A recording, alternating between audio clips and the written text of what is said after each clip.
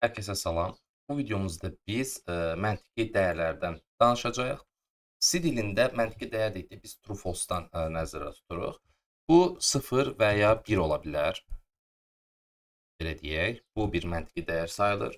True, false bu məntiqi dəyər sayılır. Bunlar belə deyək, nədir? Nə deməkdir? Normalda bizdə belə deyək, C dilində true, false məntiqi olmayıb. Bu müəyyən bir standartdan sonra bu bizim stilimizə qəbul olunub. Həmin standartlardan qabaq bizdə true və false dəyərləri 0 və 1 kimi qeyd olunurdu. Burada 0 false dəyəridir, 1 isə true dəyəridir. Yəni true dəyəri birdən başqa da ola bilər. Biz bunu Azərbaycanca doğru və yanlış da deyə bilərik. İncə keçək bunun nə olduğunu daha yaxından tanış olmağa. True false dedikdə biz boolean deyilir. Boolean dəyərlər nəzərdə tuturuq. Bunun üçün std_bool kitabxanasından istifadə edirik. Yəni bunun sayəsində biz boolean dəyərlərdən istifadə edə bilərik. Boolean dəyərlər özlüyündə true, false və ya da 0, 1 bu tip bir dəyər saxlayır. Biz artıq std_bool kitabxanasından istifadə etdiyimiz üçün birbaşa true və false belə deyək yaza bilərik.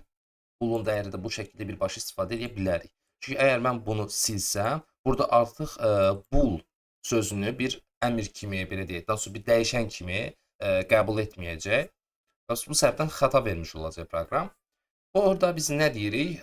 2 dənə boolean tipində bir dəyərimiz var. Birində is raining, is sunny. Yəni hava günəşlidir və yaxud da yağışlıdır. Bunu bildirmək istəyirik və bunun üçün də true, false dəyərlərini onlara təyin etmişik.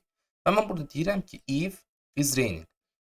Buradakı şərt operatoruna hələ ki, belə deyək, fikir verməsəz də olar. Biz zaten əsas başa düşməli olduğumuz şey boolean dəyərinin nə olduğudur. Mən burada şərt verirəm is raining dəyərini içindəsində yazıram.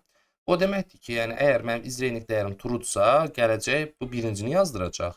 Əgər true deyil, false-dursa, o zaman gəlib bunu yazdıracaq.